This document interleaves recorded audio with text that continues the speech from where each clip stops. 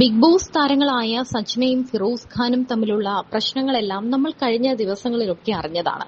എന്നാൽ ഇപ്പോൾ ഒരു വലിയ വെളിപ്പെടുത്തൽ നടത്തിയിരിക്കുകയാണ് സജ്ന.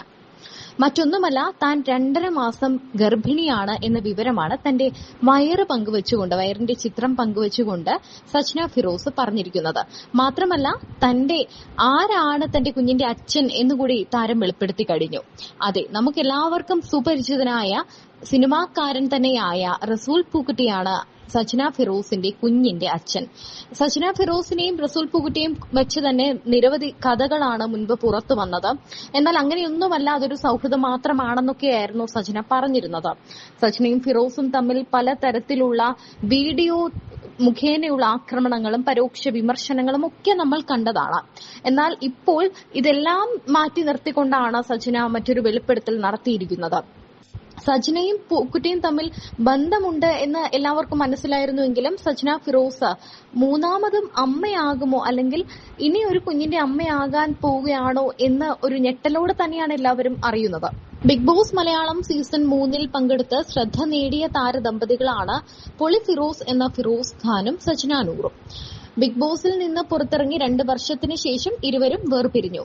2023 ഇവർ വിവാഹബന്ധം അവസാനിപ്പിക്കുന്നതായി വെളിപ്പെടുത്തിയത്. ഇവർ തമ്മിൽ പിരിയാൻ കാരണം ഒരു സിനിമാക്കാരൻ ആണെന്ന തരത്തിലുള്ള പ്രചാരണങ്ങൾ അടുത്തിടെ വന്നിരുന്നു. ഈ ആരോപണങ്ങൾ സജ്ന നൂർ പ്രതികരിച്ചിരുന്നു. തങ്ങളുടെ ജീവിതത്തിൽ മൂന്നാമതൊരാൾ വന്നിട്ടില്ലെന്നും വിവാഹബന്ധം പിരിയാൻ കാരണം വ്യക്തിപരമായ മറ്റു പ്രശ്നങ്ങളാണെന്നുമൊക്കെയാണ് അന്ന് സജ്ന പറഞ്ഞത്. അങ്ങനെ ഈ പറഞ്ഞുകൊണ്ടിരിക്കുന്ന സമയത്ത് തന്നെയാണ് ഇരുവരും തമ്മിൽ പിന്നീട് വാക്കുതർക്കങ്ങൾ ഉണ്ടാവുകയും സജ്ന ഫിറോസിനെ പറ്റിയുള്ള പല കാര്യങ്ങൾ ഫിറോസിന്റെ മറ്റ് അവിഹിത ബന്ധങ്ങളും മറ്റ് വിവാഹേതര ബന്ധങ്ങളെക്കുറിച്ചൊക്കെ സജ്നയും വെളിപ്പെടുത്തി മുന്നോട്ട് വന്നത്. പിന്നീട് ഈ വീഡിയോ പലതും ഡിലീറ്റ് ചെയ്യപ്പെടുകയും ചെയ്തു. ഇപ്പോൾ സജ്ന 2.5 മാസം ഗർഭിണിയാണ് എന്ന് പറഞ്ഞുകൊണ്ട് സന്തോഷത്തോടെയുള്ള ഒരു വീഡിയോ ആണ് പങ്കുവച്ചിരിക്കുന്നത്. എന്തായാലും ഇത്രയും ബുദ്ധിമുട്ടുകളിലൂടെ കടന്നുപോയിട്ടും ഇനി ഒരാളെ വിശ്വസിക്കാനും ഒരു കുഞ്ഞിന് ജന്മം നൽകാനും സജ്ന ഒരു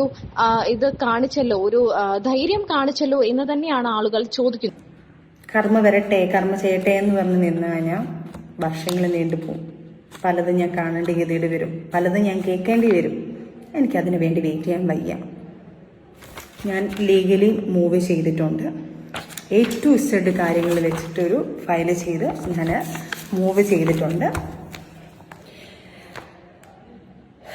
എൻ്റെ കുഞ്ഞുങ്ങൾക്ക് വേണ്ടിയിട്ട് ഞാൻ പേടിച്ച് ജീവിച്ചിട്ടുണ്ട്. ഈ നിമിഷം വരെ, ഈ കുറച്ച് മുന്നേ വരെ ഞാൻ പേടിച്ച് തന്നെയാണ് ജീവിച്ചത്. ഇന്നാളെ വ്യക്തിയെ വെച്ച് ഫിറോസിനെ പേടിച്ച് ഇവിടം വരെത്തി. എനിക്കിനി പേടിക്കാൻ വയ്യ. കാരണം എൻ്റെ ലൈഫിൽ എൻ്റെ കുഞ്ഞുങ്ങളെ ഓർത്ത്, എൻ്റെ വീട്ടുകാരെ ഓർത്ത് എല്ലാം വെച്ച് ഞാൻ ക്ഷമിച്ച് നാണക്കേടാണ് നമ്മളിത് സോഷ്യൽ മീഡിയയിലൂടെ ഇടുന്നോറും എൻ്റെ കുഞ്ഞിനിത് ബാധിക്കും എന്ന് പേടിച്ചിട്ട് മാത്രം, എൻ്റെ റോവലിന് അവൻ്റെ പപ്പയെ ഇഷ്ടമാണ്, ആ ഒരു കാര്യം ഓർത്ത് മാത്രം, എൻ്റെ കുഞ്ഞിന് ബാധിക്കരുതെന്ന് ഓർത്ത് ഞാനിതെല്ലാം വെളി പറയാതെ മിണ്ടാതെ ക്ഷമിച്ച് കയറും തോറും തലേ കയറി നല്ല അതിനപ്പുറം കയറി എന്നെ ചൊരിയാൻ നിൽക്കുക. ഇനി എനിക്ക് പറ്റില്ല. ഞാനതുകൊണ്ട് നിയമം പോലെ ഞാൻ ലീഗലി പോയേക്കുവാണ്. കാര്യങ്ങളെല്ലാം ലീഗലി പോയെങ്കിലും ഈ മീഡിയയിൽ നിൽക്കുന്ന ഒരാളായതുകൊണ്ട്, ഒരു സോഷ്യൽ മീഡിയയിലും അല്ലെങ്കിൽ നമ്മളൊരു ആക്ടർ ആയതുകൊണ്ടും എനിക്ക് നിങ്ങളുടെ മുന്നിൽ വന്ന് ഇപ്പം വിവാദം നടക്കുന്ന കാര്യങ്ങളായതുകൊണ്ട് എനിക്ക് നിങ്ങളുടെ മുന്നിലും ഇത് പറയണം. കാരണം നിങ്ങളാണ് എന്നെ വളർത്തി ഇത്രയും ആക്കിയത്. അപ്പം ഒരു തെറ്റ് കാണുമ്പം നമ്മൾ തീർച്ചയായിട്ടും ഞാൻ സഹിതം തെറ്റാണല്ലോ എന്ന് പറയും. അപ്പം മറുവശം കൂടെ കേട്ടിട്ട് കുറേ ചാനൽസ് എടുത്തത് ആഘോഷിച്ചിട്ടുണ്ട്. ആൾക്കാർ കൂടെ അടുത്ത് ആഘോഷിക്കാൻ വേണ്ടിയിട്ടുള്ള കുറച്ച് കാര്യങ്ങളോട് ഞാൻ ഇട്ട് തരിക. വേറൊന്നുമല്ല, എനിക്ക് എൻ്റെ ജീവിതത്തിൽ ഉണ്ടായ അനുഭവങ്ങൾ എനിക്ക് ഇനിയെങ്കിലും പറയാതിരിക്കാൻ എനിക്ക് പറ്റത്തില്ല. ഇത് ഞങ്ങളുടെ മാരേജ് സർട്ടിഫിക്കറ്റാണ്, എൻ്റെ ഫിറോസിൻ്റെയും. 2024 ഒക്ടോബർ 23 ഞങ്ങളെ മാരേജ് നടന്നത്. ഈ മാരേജ് നടക്കുന്നതിന് മുന്നേ ഞാൻ ബിഗ് ബോസിൽ പറഞ്ഞിട്ടുണ്ട്, ഞങ്ങളുടേത് ഒരു അറേഞ്ച് മാരേജ് അല്ല, ചെറിയൊരു ലവ് മാരേജ് ആണ്. ഈ പുള്ളി എന്നെ കണ്ട് ഇഷ്ടപ്പെടുന്നതും സംസാരിക്കുന്നതും ഞങ്ങൾക്കൊരു മാസത്തെ ചെറിയൊരു സംസാരിക്കാൻ ഒരു ഗ്യാപ്പ് കിട്ടിയിട്ടുണ്ട്. ആ സമയത്ത് എനിക്ക് കല്യാണം ആലോചിച്ച് വന്നപ്പോൾ സമയത്ത് ഞാൻ പുള്ളിയെടുത്ത് പറഞ്ഞിട്ടുണ്ട്, ഞാൻ ഓൾറെഡി സെക്കൻഡാണ്. ഫസ്റ്റ് മാരേജ് കഴിഞ്ഞ് ഡിവോഴ്സാണ്. എനിക്കതിലൊരു കുഞ്ഞുണ്ട് എന്നെല്ലാം പറഞ്ഞു. പുള്ളിക്കാരൻ്റെ ലൈഫിനെ കുറിച്ച് പറഞ്ഞു.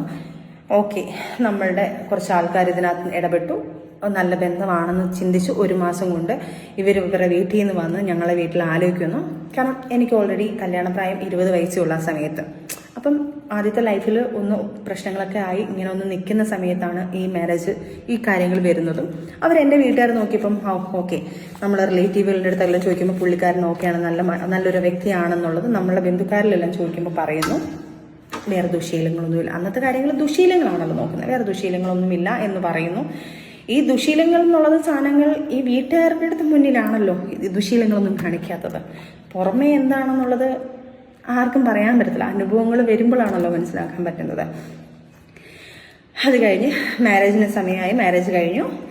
ഈ പുള്ളിക്കാരൻ എൻ്റെ ലൈഫിലോട്ട് വരുമ്പം എൻ്റെ കുഞ്ഞുണ്ട്, എൻ്റെ കുഞ്ഞിനെ പൊന്നുപോലെ നോക്കാം, സെക്കൻഡ് ഫാദറാണ്, പൊന്നുപോലെ നോക്കാം എന്ന് പറഞ്ഞ് വന്ന വ്യക്തി 1 മാസം കഴിഞ്ഞപ്പോഴത്തേക്ക് പയ്യെ എൻ്റെ കുഞ്ഞിനെ കാണാൻ വിടാൻ സമ്മതിക്കുന്നില്ല. ആദ്യത്തെ മാസം ആയതുകൊണ്ട് കുറച്ച് നാൾ എൻ്റെ വീട്ടുകാർ പറഞ്ഞു പുതുമുടി ആയതുകൊണ്ട് ഒന്ന് മാറ്റി നിർത്താം, കുഞ്ഞുങ്ങളെ ഞങ്ങൾ നോക്കാം, നിങ്ങൾ പോയി വന്ന് കണ്ടുകൊണ്ടിരിക്കുക, കുറച്ച് കഴിയുമ്പോൾ നമ്മൾ കുഞ്ഞിനെ തന്നുവിടാമെന്ന് പറഞ്ഞു.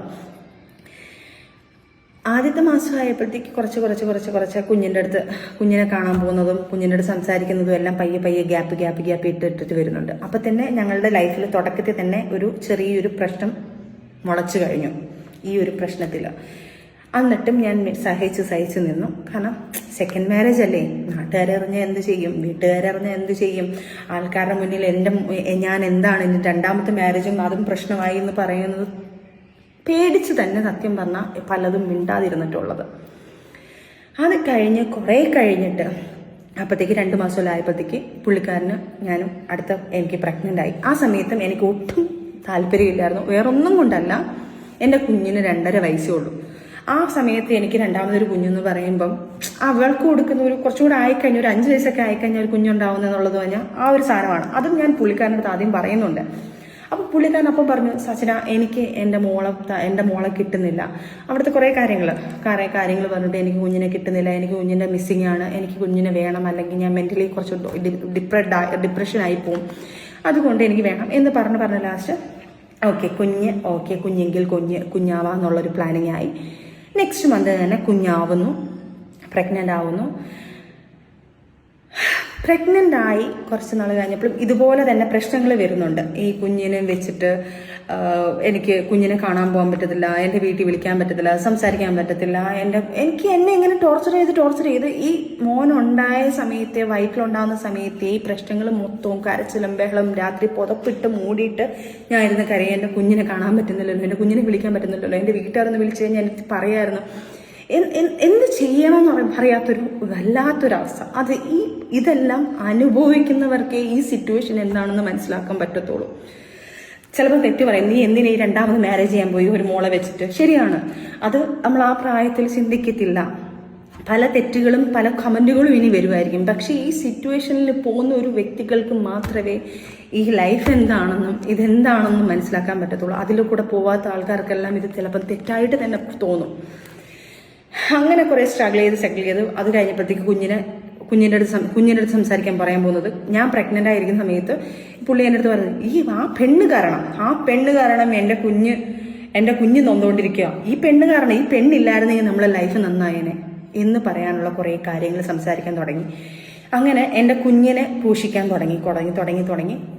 എൻ്റെ മോളുടെ 2.5 വയസ്സ് തൊട്ട് ഞാൻ അതുവരെ ഫോക്സ് വാനിൽ ജോലി ചെയ്യുമായിരുന്നു. ഫോക്സ് വാനിൽ എൻ്റെ ജോലിക്ക് വേണ്ടി ജോലി ചെയ്തിട്ടാണ് എൻ്റെ കുഞ്ഞിനെ നോക്കിക്കൊണ്ടിരുന്നത്. അത് കഴിഞ്ഞ് പ്രഗ്നൻ്റ് ആയതുകൊണ്ട് അത് കഴിഞ്ഞപ്പോഴത്തേക്ക് ഇതുപോലെ തന്നെ എനിക്ക് ജോലിക്ക് പോകണം. കാരണം കുഞ്ഞിൻ്റെ ചിലവുകൾ എൻ്റെ സിസ്റ്ററാണ് നോക്കുന്നത്. അതിനുശേഷം ഫുള്ള് ഞാൻ ശരിക്കും പറഞ്ഞ എൻ്റെ ലൈഫിൽ ഞാൻ ദൈവതുല്യം കാണുന്ന ഒരാളെ എൻ്റെ സിസ്റ്റർ മാത്രമാണ്. സിസ്റ്റർ ഇല്ലായിരുന്നെങ്കിൽ ഇന്ന് എൻ്റെ കുഞ്ഞുങ്ങൾ അനാഥയായിട്ട് നടന്നേനെ. ഞാൻ അവളെ എന്തിട്ട് പൂജിച്ചാലും എന്തിട്ട് കൊടുത്താലും എന്തൊക്കെ ചെയ്താലും നന്ദി എനിക്ക് പറഞ്ഞു തരാൻ അപ്പുറമാണ്. കാരണം അവള് ഒരു അമ്മ ഇരുന്ന് ചെയ്യേണ്ട കാര്യങ്ങളാണ് എൻ്റെ സിസ്റ്റർ എൻ്റെ കുഞ്ഞിന് വേണ്ടി ചെയ്തത്. എൻ്റെ കുഞ്ഞിൻ്റെ പഠിത്തം, എൻ്റെ കുഞ്ഞിൻ്റെ ഫീഡിങ്, ആ സമയത്ത് കൊടുക്കാനുള്ള ഫുഡിൻ്റെ കാര്യങ്ങൾ, എൻ്റെ കുഞ്ഞിനുള്ള ഡ്രസ്സ്, എൻ്റെ കുഞ്ഞിനുള്ള സ്നഗ്ഗി, എല്ലാ കാര്യങ്ങളും എൻ്റെ സിസ്റ്ററാണ് നോക്കിക്കൊണ്ടിരുന്നത്. ഹസ്ബൻഡിനെയും ഞാൻ നമിക്കുന്നത്. കാരണം അവരും ആ പുള്ളിക്കാരൻ നോ പറഞ്ഞ എൻ്റെ ഇത്താക്കൊന്നും ചെയ്യാൻ പറ്റത്തില്ല. എന്നിട്ട് പോലും സാബുക്ക ഇത്താടെ ഹസ്ബൻഡ് പോലും ഇതിനകത്ത് ഭയങ്കര സപ്പോർട്ടീവായിട്ട് എൻ്റെ കുഞ്ഞിന് വേണ്ടിയിട്ടുള്ള കാര്യങ്ങളെല്ലാം ചെയ്തിട്ടുള്ളത്. അപ്പം എന്നിട്ട് പോലും ഞാൻ ഇതിൻ്റെ ഇടയ്ക്കായാലും അന്നേരം ഞാൻ ഒരു സ്വാഭാവികമായിട്ട് നമ്മളൊരു അമ്മ എന്നുള്ളൊരു സാധനം നമ്മളെ ഉള്ളിലുണ്ടല്ലോ. എത്രയും പോരിഞ്ഞ് കഴിഞ്ഞാലും നമുക്ക് ഉള്ളിലൊരു സാധനമുണ്ട്. അങ്ങനെ കുഞ്ഞിൻ്റെ റോബലിനെ പ്രസവിച്ച് കഴിഞ്ഞ സമയത്തും എൻ്റെ ഭാഗ്യത്തിന് ഒരു 3 മാസം ഞാൻ ഇതിൻ്റെ ഇടയ്ക്കൊക്കെ നമ്മൾ പ്രശ്നങ്ങൾ നടക്കുന്നുണ്ട്. ഈ കുഞ്ഞിനെ സംബന്ധിച്ചാണ് പ്രശ്നങ്ങളെല്ലാം നടക്കുന്നത്. കാരണം സ്വാഭാവികമായിട്ട് പറയുമല്ലോ, കാരണം തുടക്കത്തിലെ മോള് പപ്പ എന്നൊക്കെ വിളിപ്പിച്ച ആള് എൻ്റെ കുഞ്ഞിനെ കൊണ്ടുവരാൻ പറ്റത്തില്ല, എൻ്റെ കുഞ്ഞിൻ്റെ കൂടെ 2 ദിവസം നിൽക്കാൻ പറ്റത്തില്ല, എൻ്റെ കുഞ്ഞിൻ്റെ കൂടെ പോയി നിൽക്കാൻ പറ്റത്തില്ല, അങ്ങനെയുള്ള കുറേ പ്രശ്നങ്ങൾ തുടക്കം തൊട്ടേ നമ്മളതിലുണ്ട്. പ്രസവം കഴിഞ്ഞ് 3-ാം മാസത്തിൽ എൻ്റെ വീട്ടിൽ കൊണ്ട് നിർത്തി. ആ മാസം ഞാൻ ഭയങ്കര ഹാപ്പിയാണ്. എൻ്റെ 2 കുഞ്ഞുങ്ങളോടെ എനിക്ക് നിൽക്കാൻ പറ്റുന്നുണ്ടല്ലോ. സത്യമായിട്ടും ഞാൻ ഭയങ്കര ഹാപ്പിയായിരുന്നു ആ സമയത്തും പുള്ളിക്കാരൻ പറഞ്ഞു പുള്ളിക്കാരൻ്റെ വീട്ടിൽ വന്ന് നിൽക്കണം, പുള്ളിക്കാരൻ കുഞ്ഞിനെ അവിടെ കൊണ്ടുവന്നാൽ മതി. അപ്പം ഞാൻ പറഞ്ഞു എനിക്ക് കിട്ടിയ ഗ്യാപ്പ് ഞാൻ പറഞ്ഞു 3 മാസം ചടങ്ങ് നമ്മളെ വീട്ടിലല്ലേ നിൽക്കേണ്ടത്, വീട്ടിൽ നിർത്തുകയാണെങ്കിൽ എനിക്ക് എൻ്റെ കുഞ്ഞിനോട് നിൽക്കാമെന്നുള്ള സന്തോഷത്തിലാണ് ഞാൻ നിൽക്കുന്നത്. അപ്പം പുള്ളിക്കാരനായിട്ട് ടോർച്ചർ ചെയ്യാൻ തുടങ്ങിയെന്നെ. അവിടെയും വഴക്കാം, ഭയങ്കര ഇഷ്യൂസ് നടക്കുക ഞങ്ങൾ തമ്മിൽ. നീ അങ്ങനെയല്ല, എൻ്റെ കുഞ്ഞിനെ എനിക്ക് കാണണ്ടേ, എനിക്ക് കുഞ്ഞമ്മന് വന്നോ കണ്ടോ, 3 മാസത്തെ റെസ്റ്റ് അല്ലേ ഞാൻ പറയുന്നുള്ളൂ, 3 മാസം വരെ എൻ്റെ വീട്ടിൽ നിൽക്കാനുള്ള റെസ്റ്റ് എനിക്ക് തന്നൂടെ എന്ന് പറഞ്ഞ് അവിടെയും വഴക്ക് നടക്കുന്നതിൻ്റെ ഇടയ്ക്ക് എനിക്കറിയില്ല, എനിക്കിപ്പോഴും അറിയത്തില്ല, എനിക്ക് സംശയം എന്ന് പറയുന്ന കാര്യം ഫിറോസിനെ ഇല്ലായിരുന്നു. ഒരു തരി പോലും ഫിറോസ് എങ്ങനെയാണെന്നോ ഫിറോസ് എന്താണ് ഒരു തരി പോലും എനിക്ക് ഒരു സംശയമില്ല. അങ്ങനെ നിൽക്കുമ്പോഴാണ് ഫിറോസിൻ്റെ ഫോണിൽ എനിക്ക് രാത്രിയായപ്പോൾ ഒരു വെപ്രാളം പോലെ, ഒരു ശ്വാസം മുട്ടൽ പോലെ, എനിക്കറിയത്തില്ല അതെന്താണെന്ന് ആ സിറ്റുവേഷൻസ് അനുഭവിച്ചവർക്കറിയായിരിക്കും. ഒരു വെപ്രാളം പോലെ വന്നിട്ട് ഞാനൊരു 2 മണി സമയത്ത് ഞാൻ വെള്ളമൊക്കെ കുടിച്ചിട്ട് ഞാനൊന്ന് ചുമ്മാ പുള്ളിയെ വിളിക്കുക, കോൾ വെയിറ്റിങ്. അപ്പോഴേ കട്ട് ചെയ്തിട്ട് എന്നെ തിരിച്ചു വിളിച്ചു. പക്ഷെ ആരെ ഈ സമയത്ത്? അപ്പം ഞാൻ ചോദിക്കുക, സ്വാഭാവികമായിട്ട് ഞാൻ ചോദിക്കുക, ആരെ ഈ സമയത്ത്? അത് പുള്ളിയുടെ ഏതൊരു ഗൾഫിൽ നിന്നുള്ള കൂട്ടുകാരനാണെന്ന് പറഞ്ഞു. ഓക്കെ, എൻ്റെ മനസ്സിൽ ഒരു തരി പോലും പുള്ളിയെ സംശയമില്ല എനിക്ക്. ഞാൻ ഓക്കെ എന്ന് പറഞ്ഞു വെച്ചെങ്കിലും ഉള്ളിലൊരു പിടപ്പുണ്ട്. ആരായിരിക്കും, എന്തിനാ വിളിച്ചത്? ഒരു സംശയത്തിൻ്റെ എവിടെയെങ്കിലും ഒരു സാധനം ഇട്ടെങ്കിൽ എനിക്ക് അങ്ങനെ ഒരു സാധനം പറയാം. എനിക്ക് ആ സമയത്ത് അങ്ങനെ പോലും ഇല്ല. പക്ഷെ എന്തുകൊണ്ടാണെന്ന് എനിക്കറിയത്തില്ല, എനിക്ക് ഭയങ്കര ടെൻഷൻ കയറി. അത് ആ വിളിക്കുന്നത് എൻ്റെ പഴയ ഞാൻ ടാബ് എന്ന് പറഞ്ഞൊരു സാധനം ഉണ്ടല്ലോ, ആ ടാബിനകത്ത് ഈ സിം ഇട്ടേക്കുന്നത്. അപ്പോൾ ആ ടാബ് ഓൾറെഡി ഞാൻ വർക്ക് ചെയ്തുകൊണ്ടിരുന്ന സമയത്ത് വർക്കിൻ്റെ എല്ലാ സാധനങ്ങളും അതിനകത്തായിരുന്നു. ഞാൻ ഫോക്സ് വാനിൽ CRM ആയിട്ട് വർക്ക് ചെയ്തിട്ടുണ്ടായിരുന്നു. ആ സമയത്തുള്ള എല്ലാ ഫയലും ഞാൻ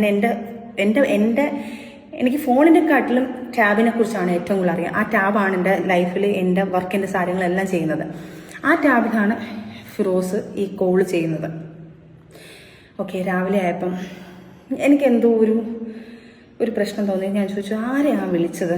അത് ഞാൻ തലേന്ന് പറഞ്ഞത് ദുബായിൽ നിന്നാണ്, അടുത്ത ദിവസം പറയുന്നത് ഖത്തറിൽ നിന്നാണ്, അല്ല ലണ്ടനിൽ നിന്നാണോ, അങ്ങനെ എന്തോ ഒരു സംഭവം. അത് മിസ്മാച്ച് ആയിട്ട് പറഞ്ഞു. അവിടെ എനിക്ക് സംശയം തോന്നി. ഞാൻ നേരെ അവരുടെ വീട്ടിൽ പോയി ടാബ് മേടിച്ചു. ഞാൻ പറഞ്ഞു എനിക്കെന്തോ സംശയം തോന്നുന്നു. അപ്പോൾ എൻ്റെ അടുത്ത് നിനക്ക് സംശയം, നീ എന്താ ഇങ്ങനെ കാണിക്കുന്നത്, നീ ഇങ്ങനെയൊക്കെ കാണിക്കുന്നുള്ളൂ പറഞ്ഞിട്ട് പ്രശ്നം ഉണ്ടാക്കി. ഞാൻ ഈ ടാബും കൊണ്ട് റൂമിലോട്ട് കയറിയിട്ട് ഈ ഫുള്ള് റെക്കോർഡിങ് ഓൾറെഡി ഉള്ളതാണ് ഈ ഫോണിൽ. ഇതിനകത്ത് ഫുള്ള് റിക്കവറി ചെയ്ത് ഞാൻ എടുത്തു. ഈ ടാബിൻ്റെ കാര്യങ്ങളെല്ലാം എനിക്കറിയാമെന്നില്ലേ, റിക്കവറി ചെയ്തെടുത്ത് ഞാൻ ആ സമയത്തും ടൈമിൽ ഞാൻ പ്രാർത്ഥിക്കുന്നത്, റബ്ബേ ഒരിക്കലും ഇതെൻ്റെ തെറ്റിദ്ധാരണയായിരിക്കണേ, ഞാൻ കാണിക്കുന്ന പുള്ളി ഭയങ്കര പ്രശ്നം വെളിയിൽ കിടന്ന് ബഹളം ഉണ്ടാക്കുന്നു, വാണ്ടാന്നെല്ലാം പറഞ്ഞ് ബഹളം ഉണ്ടാക്കുന്നുണ്ട്. അപ്പോഴും ഞാൻ പ്രാർത്ഥിക്കുന്നത് എൻ്റെ സംശയം മാത്രമായിരിക്കണേ റബ്ബേ, ഇതൊരിക്കലും തെറ്റ് കാണല്ലേ, ഒരു തെറ്റും കാണല്ലേ, പുള്ളി എന്നെ ഒരിക്കലും ചതിക്കല്ലേ എന്ന് പറഞ്ഞുകൊണ്ടാണ് ഞാൻ എൻ്റെ സംശയം തീർക്കാൻ വേണ്ടി മാത്രം, പുള്ളിയെ ഞാൻ തെറ്റുകാരനല്ലെന്നാക്കാൻ വേണ്ടിയിട്ട്, എൻ്റെ മനസ്സിനെ തൃപ്തിപ്പെടുത്താൻ വേണ്ടിയിട്ട് ചെയ്ത കാര്യം. ഒരു പെണ്ണും കേൾക്കാൻ പറ്റാത്ത, ഒരു പെണ്ണും സത്യം പറഞ്ഞാൽ ആ വാക്കിൽ എന്ത് ചെയ്യണമെന്ന് എനിക്കറിയത്തില്ല. ഫസ്റ്റ് ലൈഫ് ഇങ്ങനെ, അതിലൊരു കുഞ്ഞ്, രണ്ടാമത്തെ ലൈഫ് ഇങ്ങനെ, അതിനകത്ത് ഒരു കൈക്കുഞ്ഞ്, 3 മാസമുള്ളൊരു കുഞ്ഞ്. കേൾക്കുന്ന വാക്കുകൾ ഒരു പെണ്ണുമായിട്ടുള്ള സെക്ഷൽ സംസാരങ്ങൾ മാത്രം, വൃത്തികെട്ട ടോപ്പിക്. ഇന്നലെ ഞാൻ വന്നതുപോലെ, അപ്പം ഇന്നലെ അവിടെ ചെന്നും കഴിഞ്ഞിട്ടുണ്ട്. അപ്പം എനിക്ക് പറയാൻ ഭയങ്കര മടിയാണ്, അത്രയ്ക്ക് അഭ്യസമായിട്ടുള്ള വൃത്തികെട്ട വേർഡ്സാണ് അതിനകത്ത് പറയുന്നത്. ഒരു ഭാര്യ കേൾക്കുക, ഇത്രയും വൃത്തികേടായിട്ടുള്ള വാക്കുകൾ കേൾക്കുക. ഇത് ഞാൻ കണ്ട് തകർന്ന് എനിക്ക് എന്ത് ചെയ്യണമെന്ന് എനിക്ക് അറിയണം. കുറച്ച് സെക്കൻഡ് ഞാൻ ബ്ലാങ്കായി. വീട്ടിൽ നിന്ന് എല്ലാവരും കൂടെ വലിച്ചു തുറന്നു. കഥ തുറന്നു കൊടുത്തു. ഞാൻ സ്റ്റക്കായിട്ട് നിൽക്കുക. അവരുടെ വീട്ടുകാരെല്ലാവരും ഓടിയെത്തി. അവരുടെ വീട്ടിലാണ് സംഭവം. വീട്ടിലെത്തി കുഞ്ഞിനെ അവരുടെ വീട്ടുകാരുടെ കുഞ്ഞുമ്മയുടെ കയ്യിലൊക്കെയാണ്, അവരുടെ ബന്ധുക്കാരുടെ കയ്യിലാണ് കുഞ്ഞിരിക്കുന്നത്. ഞാനങ്ങ് പൊട്ടിക്കരഞ്ഞിട്ട് ഞാൻ പറഞ്ഞു, ഇങ്ങനെയൊക്കെയാണ് സംഭവിച്ചിരിക്കുന്നത്, എനിക്ക് എന്ത് ചെയ്യണമെന്ന് എനിക്കറിയത്തില്ല, രണ്ടാമത്തെ ലൈഫും ഇങ്ങനെ ആയി പോയോ എനിക്കറിയില്ല, ഞാൻ എൻ്റെ കുഞ്ഞ് എല്ലാം ഞാൻ ഭ്രാന്തിയാവുക. അപ്പം അവിടെ കുറച്ച് ഇൻസിഡൻസ് നടന്നു. അത് ഞാൻ വേറെ ആരെയും ഫാമിലിയൊന്നും ഞാൻ ഇടുന്നില്ല. അവരൊന്നും അറിയുന്നില്ലല്ലോ ഈ കാര്യങ്ങൾ. അവരും പോട്ടെ, സ്വാഭാവികം, മക്കളാവുമ്പോൾ സപ്പോർട്ട് ചെയ്യുമായിരിക്കാം, അതിനെന്തോ ആട്ടെ. അതൊന്നും ഒരിക്കലും അവരെയൊന്നും ഞാൻ ഇതിനകത്ത് വലിച്ചു വയ്ക്കുന്നില്ല. കാരണം അവരൊക്കെ ഇപ്പോഴും എന്നെ സ്നേഹിക്കുന്ന ആൾക്കാർ തന്നെ. അതുകൊണ്ട് ഞാൻ അവരാരെയും വലിച്ചിടുന്നില്ല. അവിടെ ഒരു ഇൻസിഡൻറ്റ് നടന്നു. ആ സമയത്ത് എനിക്ക് പറ്റുന്നില്ല, എനിക്കറിയില്ല. അവിടെ ഇരുന്നൊരു ബ്ലേഡ് എടുത്ത് ഞാൻ കൈ ഭയങ്കരമായിട്ട് മുറിച്ചു. എനിക്ക് ജീവിക്കണ്ട, കാരണം എനിക്ക് വേറൊന്നും ഞാൻ ചിന്തിക്കുന്നില്ല. ഞാൻ ഭയങ്കര ബ്ലാങ്ക് ആയിപ്പോയി. അങ്ങനെയാണ് എനിക്കൊന്ന് ബിഗ് ബോസിൽ വരുന്ന സമയത്ത് എല്ലാവർക്കും അറിയാം, എൻ്റെ കയ്യിലൊരു വലിയ പാടുണ്ടായിരുന്നു, 22 സ്റ്റിച്ചുള്ള പാടാണ്. ആ സമയത്ത് ആ ബ്ലേഡ് എടുത്ത് കീറിയത് മാത്രം എനിക്ക് ഓർമ്മയുണ്ട്. പിന്നെ ഞാൻ എൻ്റെ കുഞ്ഞുമ്മയുടെ എൻ്റെ കുഞ്ഞുമ്മ വർക്ക് ചെയ്യുന്ന ഹോസ്പിറ്റലിലേക്ക് വന്ന് സ്റ്റിച്ചിട്ട് 22 സ്റ്റിച്ച് ഉണ്ടായിരുന്നു. അത് കഴിഞ്ഞ് ആള് ഭയങ്കര കരച്ചിൽ, കാല് പിടിച്ച് മാപ്പ് പറച്ചിൽ, കാര്യങ്ങളെല്ലാം വന്ന് ഇനി അങ്ങനെ ഉണ്ടാവത്തില്ല വാവേ എന്നൊക്കെയാണ് വിളിക്കുന്നത് കേട്ടോ. വാവേ അങ്ങനെ ഒന്നും ഉണ്ടാവത്തില്ല, വാവേ എൻ്റെ കയ്യിൽ നിന്ന് തെറ്റ് പറ്റിപ്പോയി, വാവേ മറ്റേതാ മറിച്ചതാ, നീ ഇല്ലാതെ എനിക്ക് പറ്റത്തില്ല എന്ന് പറഞ്ഞു കാല് പിടിച്ച് കരഞ്ഞ് ഞാനത് സോൾവ് ചെയ്തു. ഓക്കെ, സമാധാനം, അതെല്ലാം കാര്യം. എനിക്ക് തോന്നുന്നു ആ പാട് ഞാൻ മറയ്ക്കാൻ വേണ്ടിയിട്ടാണ് ഞാൻ ഈ ടാറ്റു ചെയ്തത്. നേരത്തെ ബിഗ് ബോസിൻ്റെ സമയത്ത് കറക്റ്റ് ആ പാടുണ്ടായിരുന്നുണ്ട്. ഇത് കണ്ടോ, ഇത് കാണുമ്പോൾ അറിയാം. ആ വലിയ ബിഗ് ബോസിൻ്റെ സമയത്ത് ഞാൻ കൈമുറിച്ച കാര്യങ്ങൾ എനിക്ക് തോന്നുന്നു. അത് ഞാൻ വേറൊരു വിഷയം എന്നാണ് പറഞ്ഞത്, പക്ഷെ ഇതാണ് വിഷയം. അത് കഴിഞ്ഞ് നമ്മൾ ഫാമിലിയായിട്ട് കുഴപ്പമില്ലാതെ ഹാപ്പി ആയിട്ട് പിന്നെയും പോന്നു. 6 മാസം കഴിഞ്ഞപ്പം എറണാകുളത്തോട്ട് നമ്മൾ ഷിഫ്റ്റ് ചെയ്യുന്നു. 6 മാസം കഴിഞ്ഞപ്പോഴത്തേക്ക് എറണാകുളത്ത് നിന്ന് വീണ്ടും വേറൊരു പെണ്ണിനെ വെച്ച് ഞാൻ പോക്കുക. ആ സമയത്ത് ആ പെണ്ണിനെ വിളിച്ച് ഞാൻ മെസ്സേജ് അയക്കുന്നു, ദയവ് ചെയ്ത് നിങ്ങൾ എന്നെ ചതിക്കരുത്, എൻ്റെ ജീവിതം ഇങ്ങനെ ആയിരിക്കും എന്നൊക്കെ പറഞ്ഞ് ഞാൻ ആ പെണ്ണിൻ്റെ കാല് പിടിച്ചു. ആ പെണ്ണ് കുറേ ഇയാളെ പ്രായി, ഇയാളെ മക്കളെ പ്രായി, അവള് പറയുന്നത് നിന്റെ കുടുംബം മൊത്തം നശിച്ചു പോകുമെന്ന് പറഞ്ഞ് ഇയാളെ കുറേ പ്രായിയായിരുന്നു ആ പെൺകൊച്ച്. അത് കഴിഞ്ഞ് അതെല്ലാം സോൾവായി. നമ്മൾ ഫാമിലി പിന്നെയും ഹാപ്പി ആയിട്ട് പോകുന്നതിന് ശേഷം 6 മാസം ശേഷം നമ്മളൊരു ആ സിനിമ സെറ്റ് ഞാൻ പറയുന്നില്ല, ആ സിനിമ സെറ്റിൽ ഒരു ഇപ്പം ഫേമസ് ആയി നിൽക്കുന്ന ബിഗ് ബോസ് കണ്ടസ്റ്റന്റ് ഒരു കോസ്റ്റ്യൂമർ ഡിസൈനറാണ്. ഞാൻ ആരാന്നൊന്നും പറയുന്നില്ല, ആരെയും ഞാൻ എടുത്ത് വെളിയിലിടുന്നില്ല. ആ ഒരു സിനിമ സെറ്റിൽ വെച്ച് പരിചയപ്പെടുന്നു, നമ്മളും കണ്ടിട്ടുണ്ട്. അവിടെ നിന്നുള്ള മേക്കപ്പ് ആർട്ടിസ്റ്റുകളെ നമ്മൾക്കറിയാം. അവരെല്ലാം കൂടെ വിളിച്ചിട്ട് ഒരു ദിവസം എടുത്തോളൂ, സജന ഫിറോസിനെ ഒന്ന് ശ്രദ്ധിച്ചോണേ, ഇങ്ങനെയുള്ള കുറച്ച് കാര്യങ്ങൾ ഞങ്ങൾ കേൾക്കുന്നുണ്ടെന്ന്. ഞാൻ സ്റ്റക്കായി, ഞാൻ മിണ്ടയില്ല. ഞാൻ രണ്ടാമതും സ്റ്റക്കായി നിൽക്കുക, എന്താണെന്നുള്ളത് എനിക്കൊരു പിടുത്തമില്ലാതിരിക്കുക. അങ്ങനെ അതിനെക്കുറിച്ചുള്ള സെർച്ചിങ് എടുത്തു. അവരെൻ്റെ അടുത്ത് പറഞ്ഞു, ഈ സമയത്തൊരു കോള് വന്നിട്ടുണ്ടെന്ന് പറയുന്നു. ആ സമയത്തുള്ള കാര്യങ്ങൾ എടുക്കുന്നു. നമ്മൾ കൊല്ലത്തോട്ട് വരുന്നു. കൊല്ലത്ത് വന്നപ്പോഴത്തേക്ക് പുള്ളിക്കാരൻ്റെ കൂട്ടുകാരനെ കാണാൻ വേണ്ടി പോകുന്നു പറഞ്ഞുകൊണ്ട് ഇറങ്ങി പോകുന്നു. പോയി കഴിഞ്ഞപ്പോഴും ഞാൻ ഓക്കെ, കൂട്ടുകാരനെ കാണാൻ പോയില്ല. അപ്പോൾ എന്നെ വിളിച്ചിട്ട് എൻ്റെ ഫോൺ സ്വിച്ച് ഓഫ് ആയിരിക്കും, ഞങ്ങൾ പോകുന്നിടത്ത് റേഞ്ച് ഇല്ല എന്നൊക്കെ പറയുന്നു. ആ കൂട്ടുകാരൻ എൻ്റെ ഫ്രണ്ടായിരുന്നു. ആ പുള്ളിക്കാരൻ്റെ ഫോണിൽ പുള്ളിക്കാരനെ കിട്ടാത്തതുകൊണ്ട് ഞാൻ വിളിക്കുന്നു. പുള്ളിയുടെ ജിമ്മേറ്റ് ഫ്രണ്ടാണ്. അവരെല്ലാം പിന്നെ കാണും, അവർക്കൊക്കെ ഈ സത്യാവസ്ഥ അറിയാം. അവിടെ വെച്ച് അവർ സംസാരിക്കുമ്പം ഈ ആ ഷൂട്ടിംഗ് ലൊക്കേഷനിലുള്ള എൻ്റെ ആ ഫ്രണ്ട് കോസ്റ്റ്യൂമർ പുള്ളിക്കാരി എന്നെ വിളിച്ച് പറയുന്നു, സജന ഫിറോസും ഇന്ന ആളും കൂടെ ഭയങ്കര സംസാരം, മാറി നിന്ന് ചിരിയും കളിയും ഭയങ്കര കുറച്ച് സംഭവങ്ങൾ പറയുന്നുണ്ട്, ഫിറോസ് എവിടെയാണ്, നീ ശ്രദ്ധിക്കണേന്ന് ഞാൻ പറഞ്ഞതല്ലേ എന്ന് പറഞ്ഞു. ഞാൻ പറഞ്ഞു, ഫിറോസ്ക്കാരുടെ ഫോണിൽ അതിന് റേഞ്ച് ഇല്ലല്ലോ, ഫിറോസ്ക്കാരുടെ ഫോൺ അതിന് സ്വിച്ച് ഓഫ് അല്ലേ? എനിക്കറിയില്ല, പക്ഷെ ഫിറോസ് തന്നെയാണ് അവിടെ വിളിക്കുന്നത്. അവർ സംസാരിക്കുന്ന സംസാരങ്ങൾ ഭയങ്കരമാണ്. ഫിറോസ്ക്കാന്ന് വിളിച്ച് സംസാരിച്ചുകൊണ്ടിരിക്കുന്നുണ്ട്, നോക്കെന്ന് പറഞ്ഞു. അപ്പോൾ ഉടനെ ഞാൻ അവൻ്റെ ഫ്രണ്ടിൻ്റെ ഫോണിൽ വിളിച്ചപ്പോൾ കോൾ വെയിറ്റിംഗ്. അങ്ങനെ അതും കുറേ പ്രശ്നങ്ങൾ വന്നു. കുറേ ഞാൻ പെട്ടെന്ന് ചുരുക്കമാണ്, കാരണം നിങ്ങൾ കേട്ട് നിങ്ങൾക്കും മടുക്കണ്ട എന്നുള്ളതാണ്. അവിടെയും കുറേ കാര്യങ്ങൾ വന്ന് അവിടെ നിന്ന് ഞാൻ പുള്ളിക്കാരൻ്റെ ഫോൺ ഇതാക്കുന്നു, അവനെ വിളിച്ചിരിക്കുന്ന റെക്കോർഡ് ചേർക്കുന്നു, ആ പെൺകൊച്ചിനുമായിട്ട് സംസാരിക്കുന്ന റെക്കോർഡ് എടുക്കുന്നു. അവരുമായിട്ട് സംസാരങ്ങളായി. ഞാൻ ആ പെണ്ണിനെ വിളിച്ച് വഴക്കായി. ഞാൻ ഇങ്ങനെ ലൈഫിൽ നിന്ന് ഒരു പ്രശ്നം ഉണ്ടായി, എൻ്റെ കൈ മുറിച്ച് ഞാൻ ഇങ്ങനെയൊക്കെയുള്ള സംഭവങ്ങൾ ഉണ്ടാക്കി ഇങ്ങനെയൊക്കെ ലൈഫ് ഉണ്ടായി വന്നിരിക്കുകയാണ്, എന്നെ ദയവ് ചെയ്ത് ഇതിനകത്തുനിന്ന് എൻ്റെ ലൈഫ് നശിപ്പിക്കില്ലെന്ന് പറഞ്ഞു. ആ കൊച്ചിൻ്റെ അടുത്ത് കരഞ്ഞു. ആ കൊച്ചും പറഞ്ഞു എൻ്റെ അടുത്ത് ഒന്ന് സോറി ഇത്താ, ഞാൻ അങ്ങനെ എങ്ങനെയാണെന്നെല്ലാം പറഞ്ഞു. ആ കൊച്ചും കുറേ കാര്യങ്ങൾ പറഞ്ഞു. അത് വിട്ടു. അന്നും ഇതുപോലെ ഞാൻ സൂയിസൈഡിന് വേണ്ടി നോക്കി. കാരണം ജീവിതത്തിൽ എനിക്ക് മുന്നോട്ട് വേറൊരു മാർഗ്ഗമില്ല. കാരണം ആദ്യത്തെ ഒരു ലൈഫ് അങ്ങനായി, അതിനകത്തൊരു കുഞ്ഞ്, രണ്ടാമത്തെ ലൈഫ് ഇങ്ങനായി, അതിനകത്ത് ഒരു കൈക്കുഞ്ഞായി. എനിക്ക് എന്ത് ചെയ്യുമെന്നൊരു ഒരു പിടുത്തവും ഇല്ല.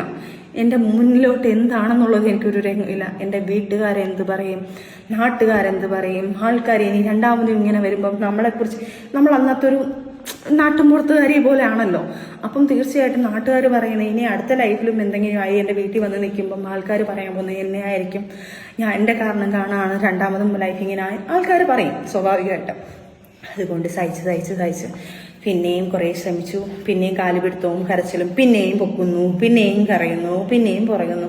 ഇതിൻ്റെ ഇടയ്ക്ക് പിന്നെ ഒരു ബ്രേക്കപ്പ്, വലിയൊരു ബ്രേക്കപ്പ് ആവുന്നു. ഒരു 6 months ഞങ്ങൾ പിരിഞ്ഞു നിൽക്കുന്നു, പിന്നെ ഞങ്ങൾ പിന്നെ ഒരുമിക്കുന്നു. ഇങ്ങനെ തന്നെയാണ് കടന്നു പോകുന്നത്. ഇതിൻ്റെ ഇടയ്ക്ക് എൻ്റെ കുഞ്ഞുങ്ങൾ വളർന്ന് വലുതായിക്കൊണ്ടിരിക്കുന്നു. പിന്നെ ആയപ്പം എൻ്റെ കുഞ്ഞിനെ ഞാൻ സ്ട്രോങ് ആയിട്ട് ഞാൻ വർക്കിന് ഇറങ്ങാൻ പോകുന്നു. ഞാൻ ഇതിൻ്റെ ഹോണ്ട ഷോറൂമിൽ കയറുന്നു. അവിടെ ജോലിക്ക് കയറിയ സമയത്ത് ഞങ്ങളൊരു റെൻ്റൽ ഹൗസിലോട്ട് മാറി. ഇവരും ഒരു റെൻ്റൽ ഹൗസിലായിരുന്നു. അവിടുന്ന് ഫാമിലി എല്ലാം കൂടെ നിൽക്കുന്നതുകൊണ്ട് ഞങ്ങൾ വേറൊരു റെൻ്റൽ ഹൗസിലോട്ടായി. അവിടുന്ന് ഞങ്ങൾ എറണാകുളത്തൊക്കെ പോയിട്ട് തിരിച്ച് കൊല്ലത്ത് വന്ന് വേറൊരു റെൻ്റൽ ഹൗസ് എടുക്കുന്നു. വന്ന് ഞാൻ ജോലിക്ക് കയറുന്നു. എൻ്റെ ലക്ഷ്യം ജോലിക്ക് കയറുക എന്നുള്ളത് എൻ്റെ കുഞ്ഞിനെ ചെലവിന് കൊടുക്കണം. കാരണം ഒരാളുടെ ഭർത്താവെന്ന് പറഞ്ഞാൽ അയാളുടെ കയ്യിൽ നിന്ന് ചെലവിന് മേടിക്കുന്നത് മോശമല്ലേ. അപ്പം എനിക്ക് അയാളുടെ കയ്യിൽ നിന്ന് കൊടുക്കാതെ എൻ്റെ കയ്യിൽ നിന്ന് കൊടുക്കണം എന്ന് പറഞ്ഞാൽ ഞാൻ ജോലിക്ക് കയറുന്നു. സത്യവാസ്തവം 20,000 സാലറി ഉള്ളതിന് ഞാൻ 15,000 സാലറി ഉണ്ടെന്നേ പറഞ്ഞിട്ടുള്ളൂ. കാരണം എന്ന് വെച്ച് കഴിഞ്ഞാൽ എനിക്ക് പേടി 5,000 രൂപ കൊടുക്കേണ്ട. കുഞ്ഞിനെ തന്നെ ഇപ്പം തന്നെ പറയുന്നുണ്ട് കുഞ്ഞു കാരണമാണെന്ന് പറയുമ്പം അത് വേണ്ടാന്ന് പറഞ്ഞുകൊണ്ട് ഞാൻ 15,000 രൂപ എന്ന് പറഞ്ഞു. ഞങ്ങൾ അവിടുത്തെ മാനേജറിനടുത്തും ഞങ്ങൾ അവിടുത്തെ ചേച്ചിമാർത്തൊക്കെ പറഞ്ഞു എൻ്റെ സാലറി ഇത്രയാണെന്ന് പറയണേ എന്ന് പറഞ്ഞിട്ട് 15,000 രൂപ ഞാൻ പറഞ്ഞു. അത് കഴിഞ്ഞ് ഞാൻ അതിനകത്ത് 5,000 കുഞ്ഞിന് വേണ്ടി ചിലവിന് ഉമ്മയ്ക്ക് കൊടുക്കാൻ നോക്കുന്നു. അതിൻ്റെ ഇടയ്ക്ക് അതുപോലെ തന്നെ വേറൊരു കാര്യം ഇപ്പോൾ ഓർമ്മ വന്നപ്പം വീഡിയോ എല്ലാം എടുത്തു കഴിഞ്ഞതിന് ശേഷമാണ് ആ ഒരു കാര്യം ഓർമ്മ വന്നത്. ഞാൻ ശരിക്കും പറഞ്ഞാൽ നമുക്ക് 1, 2, 3, 4, 5 ഒക്കെ ആണെങ്കിൽ നമ്മൾ ഓർത്ത് വെക്കും ഓരോ കാര്യങ്ങൾ. ഇത് ഓരോ ഇൻസിഡൻറ്റ് വരുമ്പോഴാണ് ശരിക്കും പറഞ്ഞാൽ ഞാനിങ്ങനെ വീഡിയോ ട്രോൾ ചെയ്തിങ്ങനെ നോക്കിക്കൊണ്ടിരുന്നപ്പോഴാണ് ആ ഒരു ഇൻസിഡൻറ്റ് ചിലപ്പോൾ മേ ബി അതൊരു കോയിൻസിഡൻ്റ് ആയിരിക്കും. ചിലപ്പോൾ ആ ഒരു വ്യക്തിയെ ആ സമയത്ത് ഇത്രയും നാൾ ഞാൻ ഒരു ബ്രേക്കിന് ശേഷമാണ് ആ ഒരു നാൾ ഞാൻ ഒരു സിനിമയിൽ മാത്രമേ ഉള്ളൂ പുള്ളിക്കാരി കണ്ടിട്ടുള്ളത്. അതിനുശേഷം ഇപ്പോഴാണ് ഞാൻ അതിനെ കാണുന്നത്. ആ ഇൻസിഡൻറ്റും ചിലപ്പം എനിക്ക് നല്ലതിനായിരിക്കാം മേ ബി ആ സാധനം എനിക്ക് കൊണ്ടിട്ടത്. കാരണം നമ്മൾ മറന്നു പോകും. കാരണം കുറേയൊക്കെ നമ്മൾ 1, 2, 3 സാധനങ്ങളൊക്കെ ആണെങ്കിൽ നമ്മളിങ്ങനെ ഓർത്തോർത്ത് വെക്കും. ഇത് ഒത്തിരി ഉള്ളതുകൊണ്ട് ഞാൻ മറന്നുപോയി. അത് പറയാതിരിക്കാൻ പറ്റാത്തൊരു കാര്യമാണത്. ഞാൻ സൂര്യജോഡി നമ്പർ 1 എന്ന് പറഞ്ഞാൽ സൂപ്പർ ജോഡിയാണോ സൂര്യജോഡിയാണെന്ന് പറഞ്ഞൂടെ, നമ്മളുടെ ബഷീർ ബാഷി അങ്ങനെ അവരെല്ലാം ഉള്ള സീസണിൽ എനിക്ക് തോന്നുന്നു അതിനകത്ത് കുറേ ആർട്ടിസ്റ്റുകളുണ്ടായിരുന്നു. മൃദുല ഉണ്ടായിരുന്നു, നമ്മളുടെ ബിഗ് ബോസിലെ നമ്മളുടെ ജിഷിൻ ചേട്ടനുണ്ടായിരുന്നു, പ്രമോദേട്ടനുണ്ടായിരുന്നു.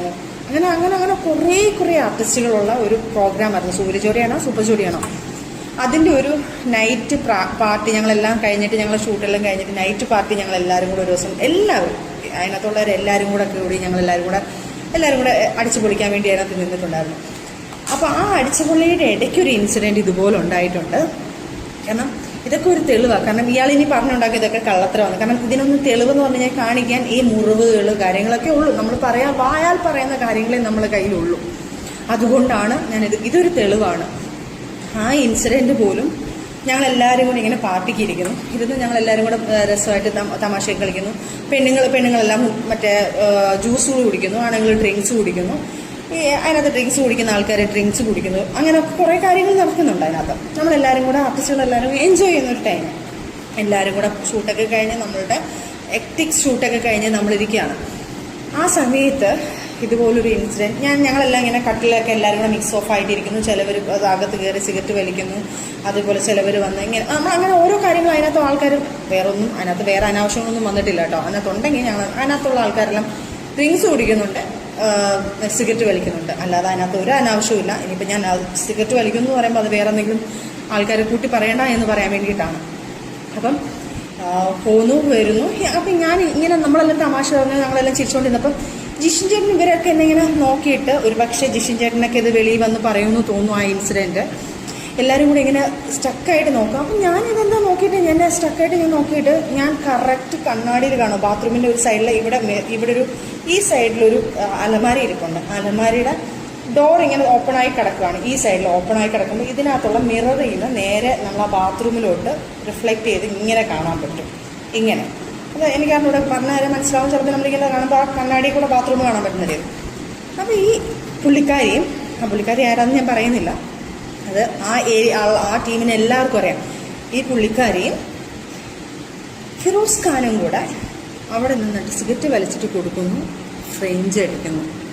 ഇതാണ് ഞാൻ കാണുന്നത്.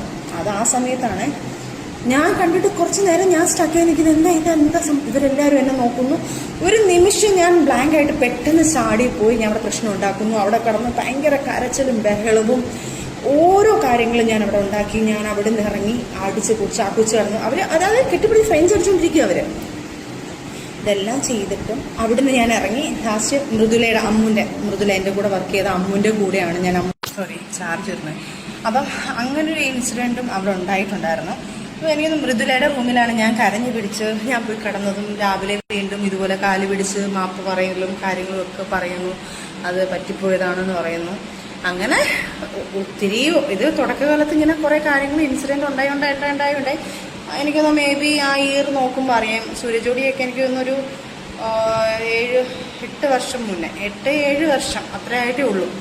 ആ സമയത്താണ് ഈ പറഞ്ഞ ഇൻസിഡൻറ്റ് ഉണ്ടായത്. ഇതിന് തെളിവിന് ജിഷിൻ ചേട്ടനെയോ എനിക്ക് തോന്നുന്നു ഇവരൊക്കെ ഒത്തിരി പേരുണ്ടായിരുന്നു. നമ്മളുടെ പ്രമോദേട്ടൻ ഇവരൊക്കെ പറയുമെന്ന് എനിക്കറിഞ്ഞൂടെ. ഫിറോസിനെ പേടിച്ചിട്ട് പറയുമെന്ന് എനിക്കറിയത്തില്ല ആ ഇൻസിഡൻറ്റ്. അതിനുശേഷം വീണ്ടും അപ്പോൾ ആ സമയത്ത് ഇതുപോലെ എനിക്ക് തോന്നുന്നു ബിഗ് ബോസിൽ വന്ന ആ സമയത്ത് ലൈവിനകത്ത് കുറേ ഉണ്ട് വീഡിയോ. അതും ആരെങ്കിലുമൊക്കെ എടുത്ത് ഇത്രയും ക്ലിപ്പുകൾ എടുത്തിരുന്നുകൊണ്ട് അതും കൂടെ കൊടുത്ത് ഇടുകയാണെന്നെങ്കിൽ കുറച്ച് ഉപകാരമായിരുന്നേനെ. അന്നും ഇതുപോലെ മോഹങ്ങളെല്ലാം പാടുകളൊക്കെ വരുത്തി വയ്യാണ്ടായിട്ടാണ് ഞാൻ ബിഗ് ബോസിൻ്റെ അതിൽ വന്ന് ആ ലൈവിൽ വരുന്നതും. അപ്പോൾ എല്ലാവരും ലൈവിൽ തന്നെ ചോദിക്കുന്നുണ്ട് ഫിറോസ് അടിച്ചതാണോ എന്താണെന്നൊക്കെ ചോദിക്കുന്നുണ്ട്. അപ്പം ഞാൻ വല്ല സ്റ്റെപ്പിൽ നിന്ന് മറിഞ്ഞ് വീണതാന്നൊക്കെ പറയുന്നു.